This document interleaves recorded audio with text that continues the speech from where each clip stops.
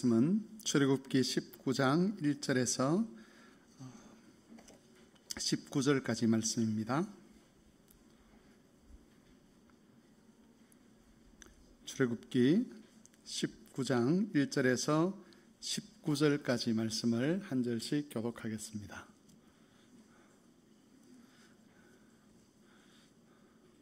초등부 성경책 폈어요? 오케이. 안 편 사람도 있는 것 같은데 성경책 있으면서 오케이. 네. 중고등부하고 대학부는 안 물어봐 올게요. 다음 주에는 물어볼 수 있습니다. 준비해 오시기 바랍니다. 19장 1절부터 19절까지 한 절씩 교독하겠습니다. 이스라엘 자손이 애굽 땅을 떠난 지 3개월이 되던 날 그들이 시내 광야에 이르니라.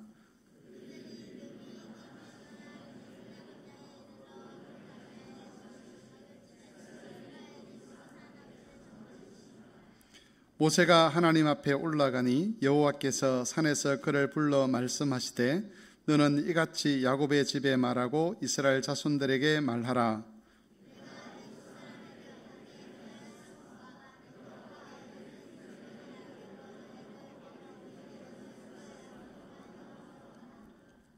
세계가 다 내게 속하였나니 너희가 내 말을 잘 듣고 내 언약을 지키면 너희는 모든 민족 중에서 내 소유가 되겠고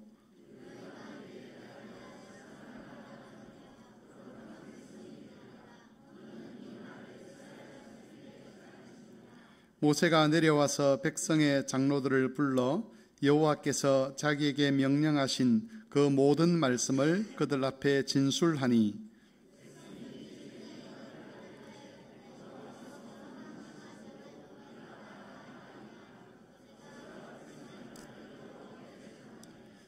여호와께서 모세에게 이르시되 내가 빽빽한 구름 가운데서 내게 임함은 내가 너와 말하는 것을 백성들이 듣게 하며 또한 너를 영영히 믿게 하려 함이니라. 모세가 백성의 말을 여호와께 아뢰었으므로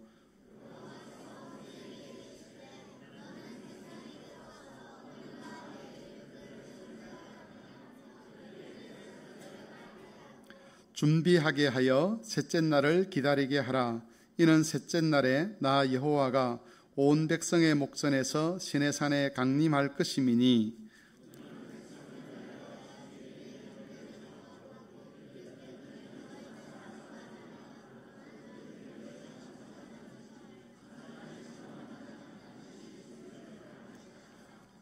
그런 자에게는 손을 대지 말고 돌로 쳐 죽이거나 화살로 쏘아 죽여야 하리니 짐승이나 사람을 막론하고 살아남지 못하리라 하고 나팔을 길게 불거든 산 앞에 이를 것이니라 하라.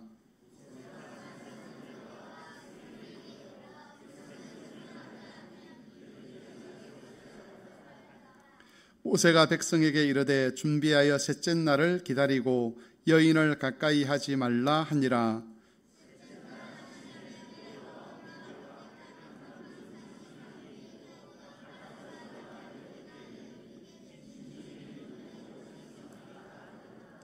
모세가 하나님을 맞으려고 백성을 거느리고 진에서 나오매 그들이 산 기슭에 섰는데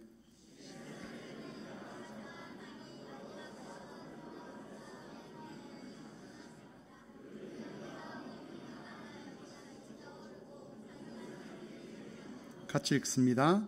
나팔 소리가 점점 커질 때에 모세가 말한즉 하나님이 음성으로 대답하시더라. 아멘. 너는 시냇가에 심은 나무라. 찬송합니다.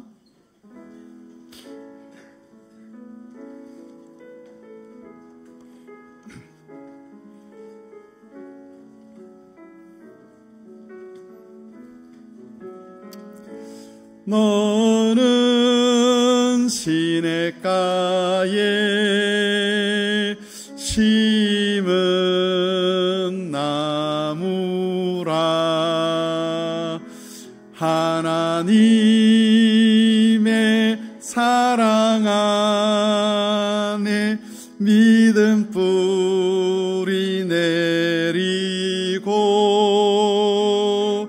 주의 뜻대로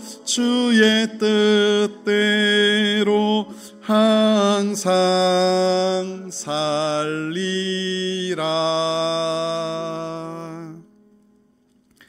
네, 오늘은 킹덤 스토리 제30과 사랑하는 백성에게 법을 주신 것에 관해서 살펴보겠습니다.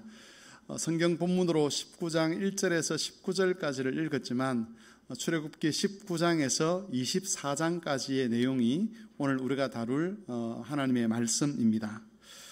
이스라엘 백성들을 이스라엘 백성답게 하는 것, 그들의 정체성을 확인하도록 하는 것은 크게 세 가지가 있었습니다. 하나는 성전이었고, 하나는 제사였고, 그리고 나머지 하나가 율법이었습니다. 오늘은 그 율법에 관해서 살펴볼 것인데, 하나님께서 하나님 백성들에게 율법을 주셨다는 것이 어떤 의미가 있는가를 묵상하고자 합니다. 오늘 오후에 다룰 이 내용은 오전에 설교했던 것과 비슷한 그런 맥락을 가지고 있습니다. 사람들 중에는 율법을 부정적으로 그렇게 설명을 하는 사람들이 있습니다. 특별히 믿지 않는 사람들은 율법이라고 하는 것이 사람의 삶을 올가매고 인간의 자유를 제한하고 인간의 그 인간됨을 파괴하는 것이라고 그렇게 주장을 하기도 합니다. 그리고 이 세상의 법들을 보면, 특별히 선진국들에서 일어나는 법들, 이런 법들을 살펴보면 어찌하든지 자기 나라의 법 안에 이 율법의 흔적이 있는, 율법으로 말미암아 시작된 그런 것들이 있다 그러면 그걸 지워가려고 애를 씁니다. 이게 무슨 말이냐면, 하나님의 권위를 가지고 만들어진 법들이 그들 나라의 법체계에서 없어지도록 하는 그런 경향으로 세상의 경향이 흘러가고 있다는 것이죠. 이건 예수님께서 말씀하신 종말의 여러 징조 중에 하나라고 볼 수가 있습니다. 그런데 믿지 않는 자들만 율법에 대해서 이렇게 부정적인 시각을 가진 것이 아니라 믿는 자들 중에서도 율법을 좋지 않은 것으로 보는 그런 시각을 가진 사람들이 있습니다. 그리스도께서 이미 우리를 죄에서 구원하셨고 우리에게 자유를 주셨는데 왜 율법을 지켜야 되느냐?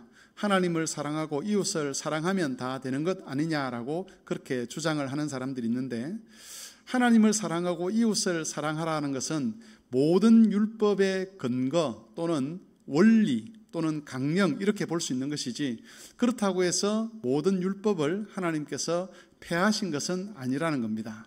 나중에 잠시 살펴보겠지만 그리스도께서 율법을 완성하셨다는 것은 우리가 지켜야 될 율법을 그리스도께서 대신 지키시고 우리를 그 그리스도께 연합되게 하심으로써 율법을 지키는 일에 있어서 우리를 책임을 면하게 하셨다는 것이지, 우리가 율법을 지키지 않아도 된다는 것을 의미하는 것은 아니라는 겁니다.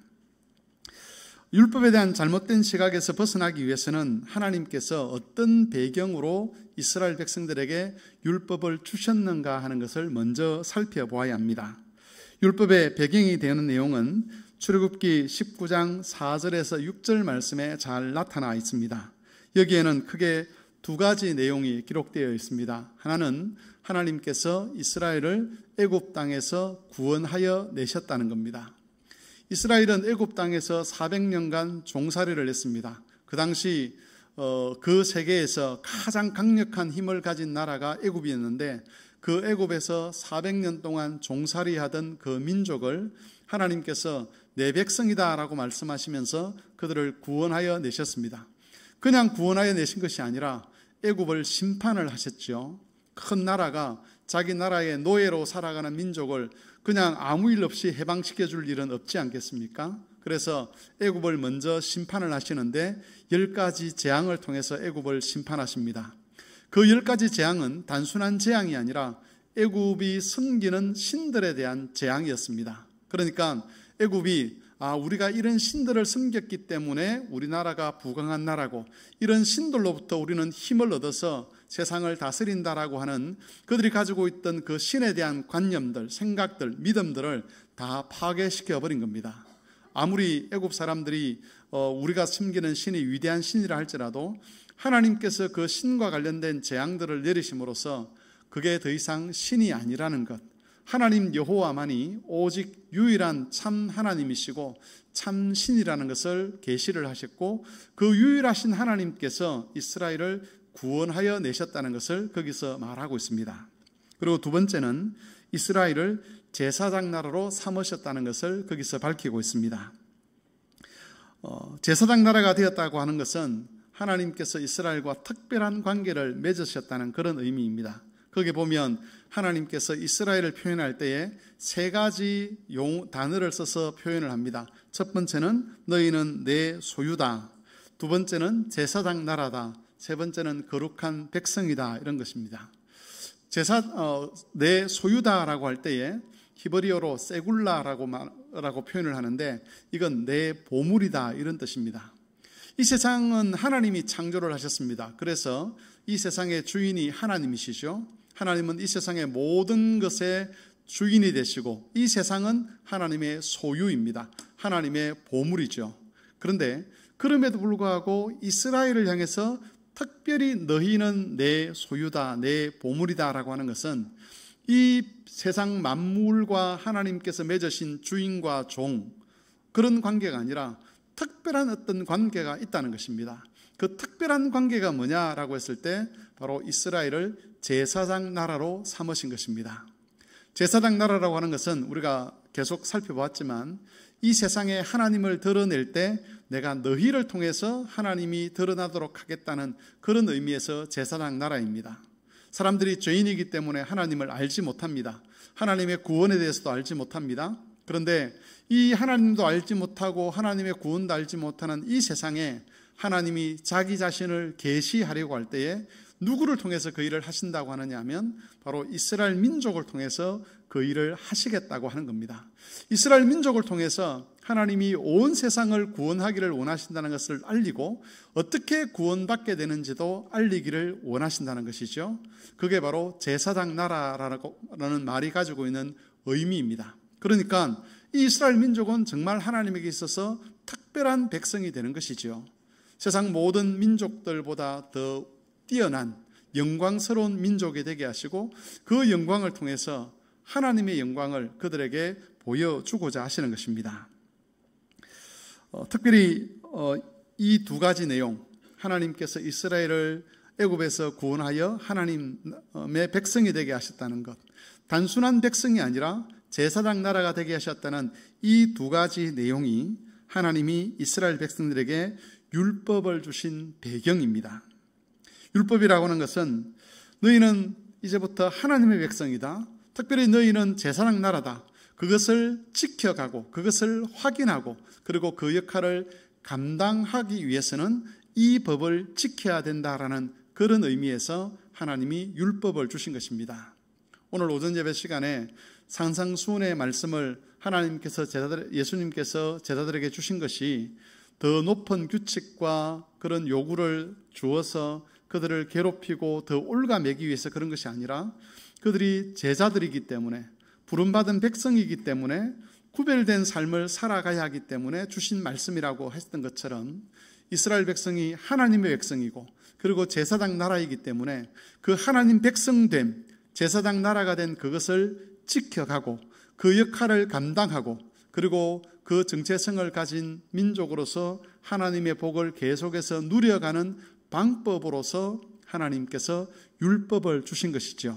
그래서 하나님의 구원이 없고 제사장 나라가 되는 것이 없다면 이스라엘 백성들에게 율법을 주시지 않았을 것이라고 그렇게 보면 될 것 같습니다.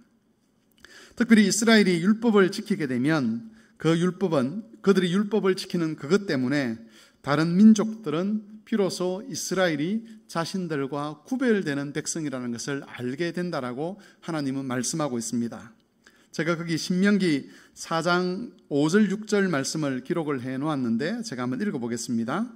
내가 나의 하나님 여호와께서 명령하신 대로 규례와 법도를 너희에게 가르쳤나니 이는 너희가 들어가서 기업으로 차지할 땅에서 그대로 행하게 하려 함인즉 너희는 지켜 행하라. 이것이 여러 민족 앞에서 너희의 지혜요 너희의 지식이라. 그들이 이 모든 규례를 듣고 이르기를 이 큰 나라 사람은 과연 지혜와 지식이 있는 백성이로다 하리라. 그러니까 이스라엘 백성들이 가나안 땅에 들어가서 다른 민족들로 하여금 야 저들은 우리와 다르구나, 저들은 과연 하나님의 제사장 나라답구나 라고 하는 그것을 알게 하는 게 뭐냐라고 했을 때 이방 나라들과 구별되게 하는 율법을 지키는 그것, 하나님의 규례를 지키는 그것이 이스라엘을 큰 나라 백성으로 인정받게 한다는 겁니다. 군사력이 강하고 힘이 강해서 큰 나라가 아니라 정말 너희는 뛰어난 민족이구나, 너희는 정말 하나님의 영광이 가득한 민족이구나 하는 것을 알게 하는 것, 그것은 바로 하나님이 주신 규례를 지켜 행하는 것이라고 그렇게 말을 하고 있는 겁니다. 오늘날 교회도 마찬가지지요. 교회가 세상에서 빛과 소금의 역할을 감당하는 것은 교회 규모가 커지는 것을 통해서 이루어지는 것이 결코 아니라는 것을 우리는 잘 알고 있습니다. 아무리 작은 규모라도 교회가 하나님의 말씀을 가장 우선적인 원리로 삼고 그 말씀에 온 마음과 온 뜻과 온 힘을 다하여 순종할 때에 세상은 교회를 영광스럽게 바라봅니다. 교회를 핍박할 수 있지만 교회의 영광을 비로소 알아차리게 되고, 그런 교회가 세상에서 산 위에 있는 동네의 역할을 감당할 수가 있다는 겁니다. 이처럼 율법은 사람을 괴롭게 하거나 자유를 제한하기 위해서 주신 법이 아니었습니다. 율법은 여호와께서 사랑하시는 그의 소유, 그의 제사장 나라, 그의 거룩한 백성인 이스라엘에게 주신 복의 계명이었습니다. 생명의 계명이었다는 겁니다. 그들이 언약의 복을 누리고 제사장 나라의 사명을 감당할 수 있도록 하기 위해서 하나님께서 그 법을 주셨습니다. 그래서 이스라엘이 그 법을 지킬 때에 약속된 복을 누리고, 그 법을 지킬 때에 제사장 나라로서의 정체성을 유지할 수 있고 또 제사장 나라의 역할을 감당하는 겁니다. 다르게 말하면 법을 지킬 때에 하나님과 하나님의 나라가 이 세상에 계시가 되는 겁니다. 물론 우리가 말을 통해서도 복음을 전해야 되지만 우리가 믿는 그 복음, 우리가 믿는 그 하나님 나라, 그리고 그 하나님이 어떤 분인가 하는 것은 말로만 전해질 것이 아니라 우리의 순종을 통해서 전해지도록 한다는 겁니다. 우리가 하나님의 규례를 잘 지킬 때에 우리가 많은 말을 하지 않더라도 세상은 하나님이 어떤 분인지를 알게 될 것이고, 구원이 어떤 것인지를 알게 될 것이고, 하나님 나라가 어떤 것인지를 알게 된다는 겁니다. 물론 앞에서 말씀드린 것처럼 율법 중에서는 오늘날 성도들이 지키지 않아도 되는 그런 법들이 있습니다. 예를 들면 제의법, 제사를 드릴 때 어떻게 드릴 것이냐, 또 하는 성전을 지을 때 어떻게 지을 것인가 하는 이런 것들은 오늘날 우리와 상관이 없지요. 왜냐하면 예수 그리스도께서 그 법을 이미 완성하셨기 때문에 그렇습니다.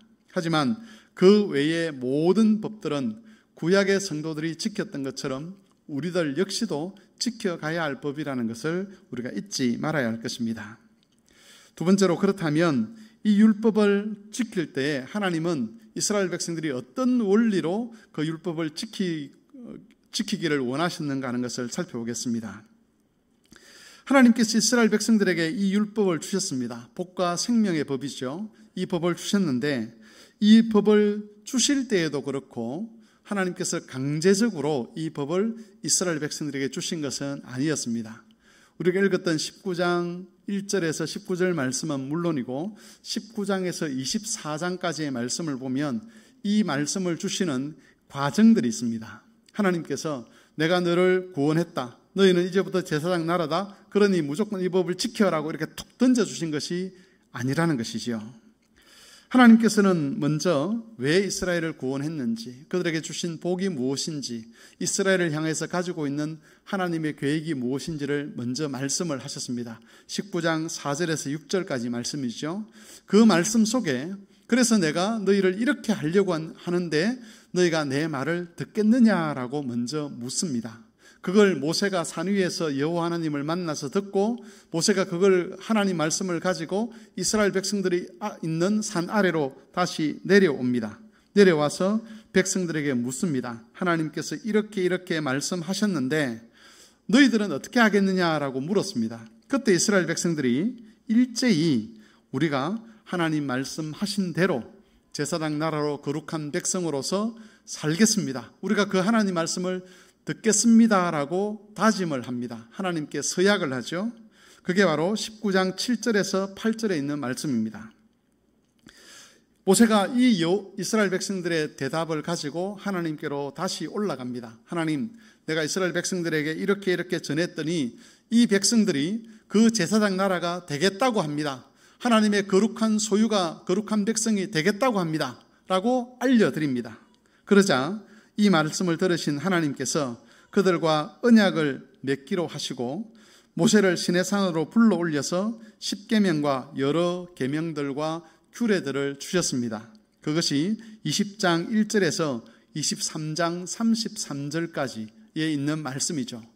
우리가 하나님의 말씀을 듣겠습니다라고 하니까 좋다, 그러면 내가 어떤 율법을 너에게 줄지 알려주마라고 해서 그 율법의 내용이 기록된 것이 바로 20장에서 23장까지 말씀이시죠. 모세가 들었던 그 계명의 말씀을 이제 이스라엘 백성들에게 모세가 구체적으로 알립니다. 내가 하나님께 올라갔더니 너희가 들어야 될 말씀이 이런 법이었다, 이 율법이었다라고 알리는 겁니다. 앞에서 말씀드린 것처럼 20장에서 23장까지의 말씀을 모세가 이스라엘 백성들에게 다 이야기를 합니다. 하나님께서 말씀하신 십계명을 중심으로 해서 여러 계명의 말씀들을 이스라엘 백성들에게 하나하나 다 알렸습니다. 너희가 이 말씀에 순종하겠느냐라고 다시 묻습니다.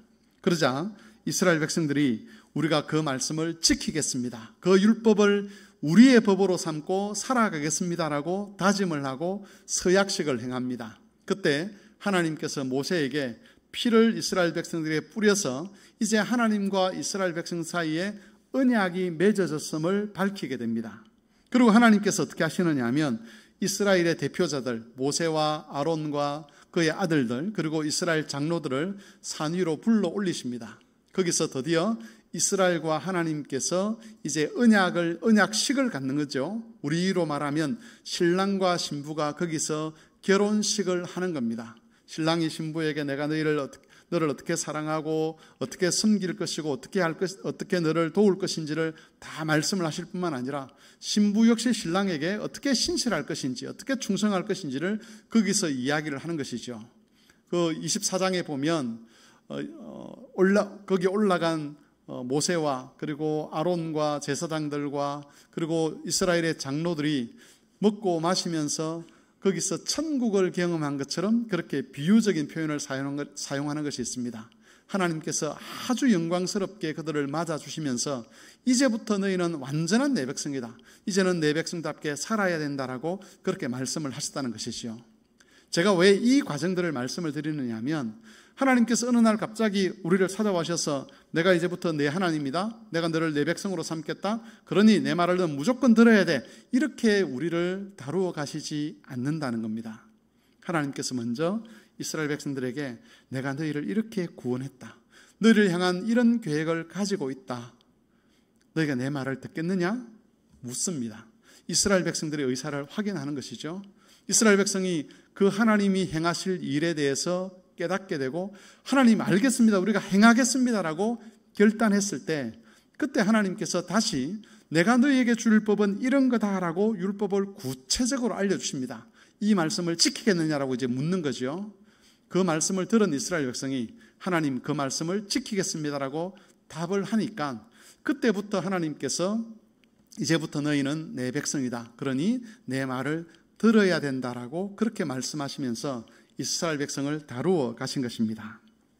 여러분, 여기서 강조되는 것은 하나님께서 이스라엘 백성들에게 강제적으로 율법을 지키도록 행사하지는 않으셨다는 겁니다. 물론 이 말이 사람이 하나님의 은혜를 거부하거나 임의로 선택할 수 있다 하는 그런 뜻은 아닙니다. 오히려 하나님께서 기다리시는 것이죠. 이스라엘 백성들로 하여금 하나님의 사랑을 깨닫고 하나님의 구원을 깨닫고 하나님이 그들을 향해서 가지고 계신 목적이 무엇인지를 깨닫고 난 다음에 하나님이 이런 일까지 우리에게 행하신단 말이야 라는 것을 알고 난 다음에 하나님이 이렇게 하셨으니 우리도 하나님 말씀에 순종하겠습니다라고 자원하여 순종하겠다는 의사를 표현할 때까지 하나님이 기다려 주시는 것입니다.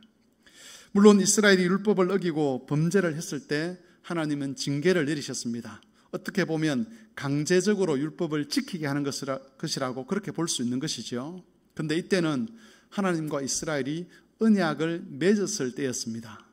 언약을 많이 맺지 않았다면 이스라엘 백성들이 최후 심판 때까지 자기 마음대로 살도록 하나님은 내버려 두셨을 겁니다. 그런데 언약을 맺었기 때문에, 이미 그들이 자원하여 하나님과 언약을 맺었기 때문에 그 언약 백성들에게는 하나님께서 징계를 통해서 그 생명의 법을 떠나지 못하도록, 그 영광스러운 자리를 떠나지 못하도록 하나님께서 징계를 통해서 그들을 붙들어 주시는 겁니다. 중요한 것은 하나님은 구원받은 모든 백성들이 강제적으로 법 지키는 것을 원하지는 않습니다. 나는 지킬 의사가 없는데 괜히 내가 성도가 되어서 강제적으로 법을 지킨다, 이런 식으로 구도가 이루어지는 것을 원치 않는다는 겁니다.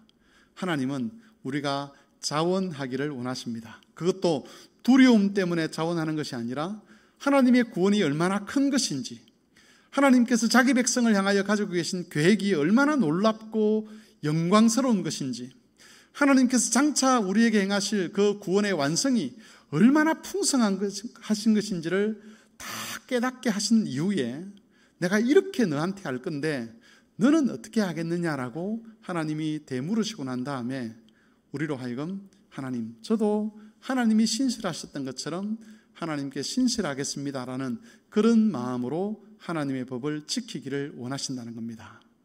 이스라엘 백성들은 처음에 그 하나님의 은혜와 하나님의 그 계획을 깨닫고 난 다음에 정말 자원하는 마음으로 결단을 했습니다.